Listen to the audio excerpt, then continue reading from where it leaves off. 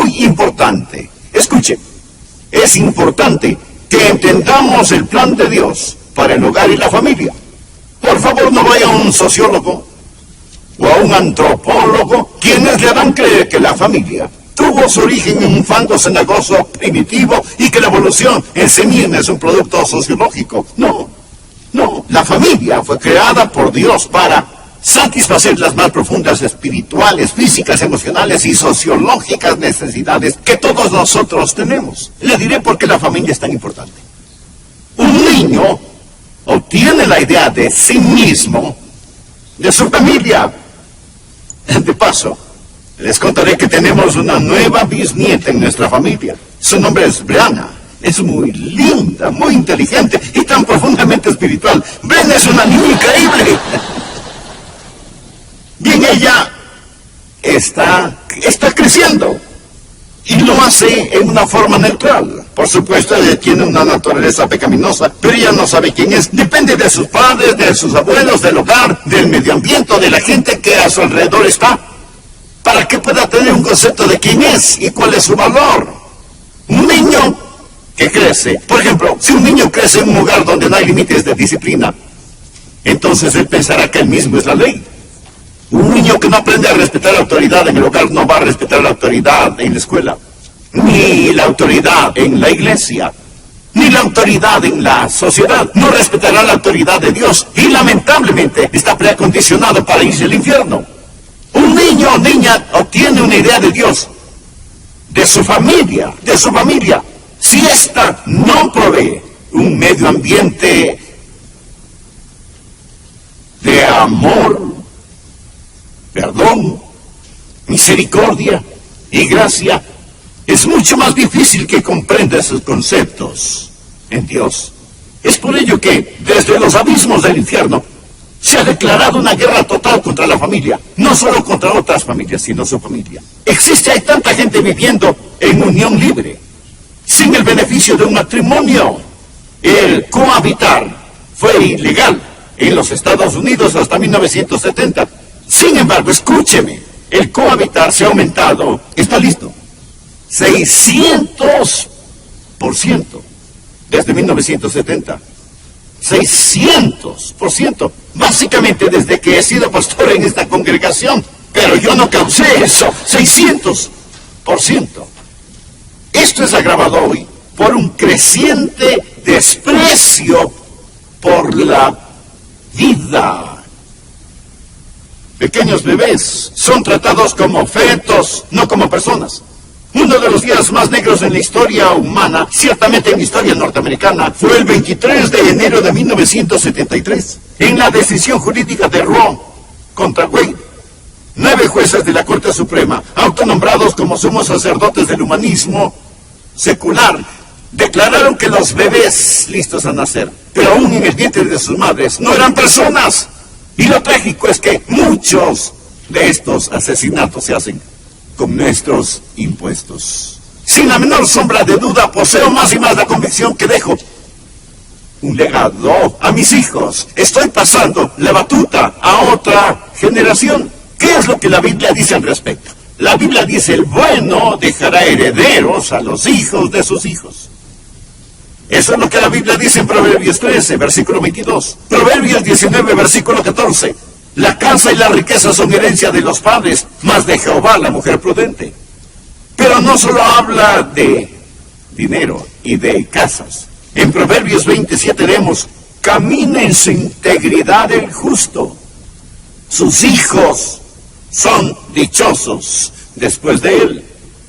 Amigo, ¿qué dirá de usted su esposa? ¿Qué es lo que sus hijos van a recordar acerca de usted?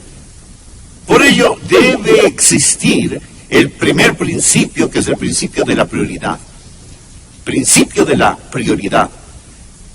¿Cuáles son sus prioridades cuando deje su legado? ¿Cuáles irán a ser sus prioridades? ¿Qué es lo más significativo, lo más importante para usted? ¿Me permite hacer un par de preguntas? ¿Cuáles son sus valores esenciales? ¿Por qué estaría usted dispuesto a morir? ¿Conocen sus hijos sus valores? ¿Creen sus hijos o nietos que hay ciertas cosas por las cuales está dispuesto a morir. Por favor, escuche lo siguiente.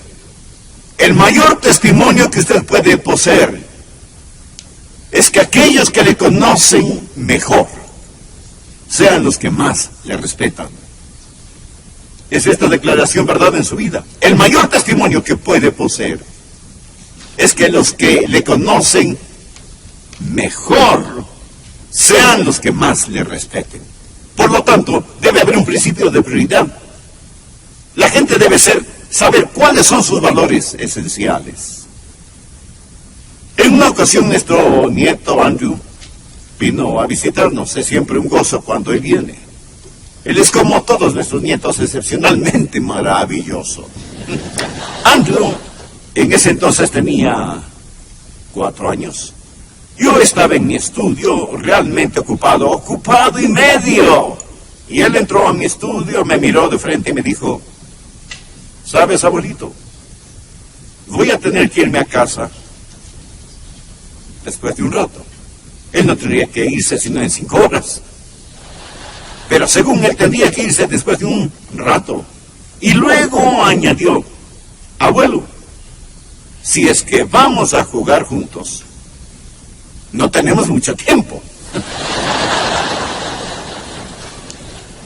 Mire a mi nieto, mire mi escritorio, dejé mi lápiz, dejé lo que estaba haciendo, salimos al jardín, jugamos y después vimos a ver Pinocho. Escúcheme, debe haber un principio de la prioridad. ¿Cuáles son sus valores esenciales? ¿Por qué estaría usted dispuesto a morir? Ahora, enganchado a este principio de la prioridad, el segundo principio, es el principio del propósito. Del propósito. Verá, si usted tiene una prioridad y no la acopla a su vida con un propósito, su prioridad verdaderamente no contará para nada. Deuteronomio capítulo 6, versículo 1 dice: estos pues son los mandamientos, estatutos y decretos que Jehová, vuestro Dios, mandó que os enseñase, para que los pongáis por obra en la tierra a la cual pasáis vosotros para tomarla. En este tiempo particular en las Escrituras, el pueblo de Israel se dirigía hacia la tierra de Canaán, y esta es la palabra de Dios para ellos. Leamos el versículo 2: para que temas a Jehová tu Dios, guardando todos sus estatutos y sus mandamientos que yo te mando, tú, tu hijo y el hijo de tu hijo, todos los días de tu vida, para que tus días sean prolongados. Pregunta, hablemos acerca de su propósito. ¿Tiene alguna meta en la vida para usted mismo? ¿Tiene algunos deseos para sus hijos? ¿Cuáles son los deseos que tiene para ellos? Usted dice: bueno, yo oro por mis hijos, pero ¿por qué ora por sus hijos? ¿Ora por la salud de ellos? ¿Ora por el bienestar de ellos? ¿Ora para que ellos sean famosos y puedan tener una vida fácil? ¿Cuántos podrían orar y decir: Dios, qué bendición sería si llamaras a mi hijo al ministerio? Si llamaras a mi hijo o a mi hija al campo misionero. Algunos piensan que eso sería una pérdida colosal. Pero la Biblia dice que los hijos son como flechas en las manos del guerrero. ¿Cuál es su ambición para sus hijos? Quiero unirme al apóstol Juan, quien dijo en 3 de Juan 1:4: no tengo yo mayor gozo que este, el oír que mis hijos andan en la verdad. Se lo he dicho al Señor muchas veces: no me interesa demasiado si mis hijos son ricos y exitosos. Solo quiero que te conozcan y te amen. Mi esposa y yo tenemos metas para nosotros. Tenemos deseos para nuestros hijos. Nunca fije metas para sus hijos. Nunca. Nunca fije metas para otros. Porque usted no puede controlarlos. Se frustrará. Tiene metas para usted mismo y deseos para otras personas. Yo deseo hijos piadosos. Yo seré un padre piadoso. Puedo hacer eso. No tengo que depender de nadie más. Por la gracia de Dios puedo ser un padre piadoso. Tengo metas para mí mismo. Tengo deseos para mis hijos. Hay un principio de propósito. Oh Dios, que mis hijos puedan conocerte y amarte. Esta es mi meta, mi deseo. Si llegan a tener riquezas y buena salud, bien. Si pueden ser felices, bien. Si son famosos, bien. Pero, oh Señor, yo deseo que ellos te conozcan y te amen. Lo deseo con todo mi corazón. Veamos el tercer principio. Hablamos de cómo dejar un legado. Y el siguiente es el principio de persuasión. Principio de persuasión, porque debe persuadir a sus hijos si es que va a dejar un legado. Deuteronomio 6:6 dice, y estas palabras que yo te mando hoy estarán sobre tu corazón y las repetirás a tus hijos y hablarás de ellas estando en tu casa y andando por el camino y al acostarte y cuando te levantes, y las atarás como una señal en tu mano y estarán como frontales entre tus ojos y las escribirás en los postes de tu casa y en tus puertas. Verán, usted comienza enseñando a sus hijos, aún antes de que nazcan. Usted los entrega al Señor y le dice, oh Dios, quiero que uses a mis hijos. Eso es persuasión. Usted tiene que hacer esto dependiendo del Espíritu Santo. Déjeme leer algo que un padre escribió. Lo he copiado textualmente porque no quiero que pierdan ninguna palabra. Hablamos de persuasión. ¿Y por qué usted necesita orar? ¿Y por qué usted necesita del Espíritu Santo? Un padre escribió, te di la vida, pero no puedo vivirla por ti. Te puedo enseñar cosas, pero no puedo hacer que las aprendas. Puedo darte direcciones, pero no puedo estar ahí para guiarte. Puedo compartir metas sublimes, pero no alcanzarlas por ti. Puedo enseñarte de la bondad, pero no puedo forzarte a ser amable. Puedo advertirte del pecado, pero no puedo hacerte un ente moral. Puedo amarte como hijo, pero no te puedo poner en la familia de Dios. Puedo orar por ti, pero no puedo hacer que camines con Dios. Y enseñarte acerca de Jesús, pero no puedo hacer que Él sea tu Señor. Puedo decirte cómo vivir, pero no puedo darte la vida eterna. Todo esto son tus opciones. Por eso dije que debe tener deseos para sus hijos. Y tener metas para usted mismo. Sus metas son todas las cosas que ese padre dijo que quería hacer. Pero hay un principio de persuasión. Es lo mismo que predicar. Antes de venir a predicar, me recuerdo a mí mismo y se lo digo al Señor, oh Dios, dependo de ti para que lo que yo diga sea verdad. Pero tú, Señor, tendrás que enseñar a las personas. Tú tendrás que abrir sus corazones. Y eso es verdad con cualquier mensaje que escuche. Si el mensaje es de Dios, usted no está tratando conmigo, está tratando con Dios. Si el mensaje no es de Dios, ¿qué es lo que estoy haciendo aquí predicando? Bien, continuamos con el siguiente punto. Existe el principio de persistencia. Leamos Deuteronomio 6, el versículo 7. Y las repetirás a tus hijos. Y hablarás de ellas estando en tu casa, y andando por el camino, y al acostarte, y cuando te levantes. Día tras día, al empezar el día y al terminar el día. De semana en semana, año tras año. En todo tiempo, línea sobre línea. Un poquito aquí, otro poquito allá. Algunas veces pensará que ha fracasado. Algunas veces dirá, querido Dios, ¿en qué me equivoqué? Le diré algo. ¿Por qué habrá puesto Dios a los adolescentes y a los de edad media juntos?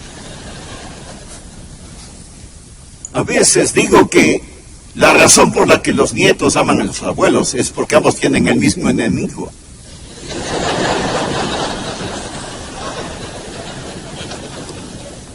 A veces pensará que ha fracasado. A veces dirá, oh Dios, ¿qué hice mal?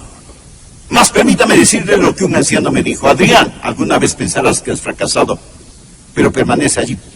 Mantente siendo fiel y nunca te rindas.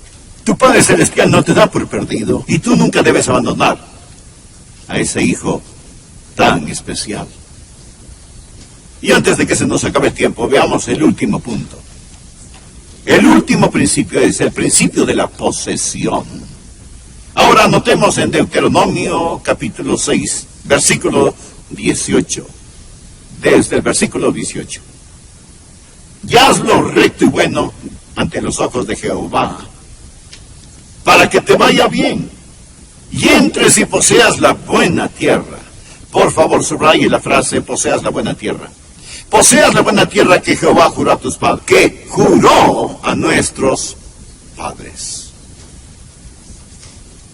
En este punto vamos a detenernos por un momento, porque esto tal vez es la parte más importante de este mensaje.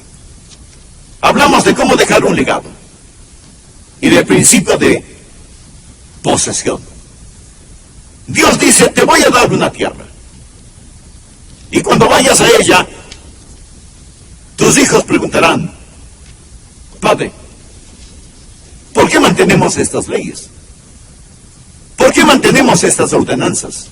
De lo que está hablando aquí primordialmente es acerca de la Pascua. Usted puede leer esta historia en Éxodo capítulos 12 y 13.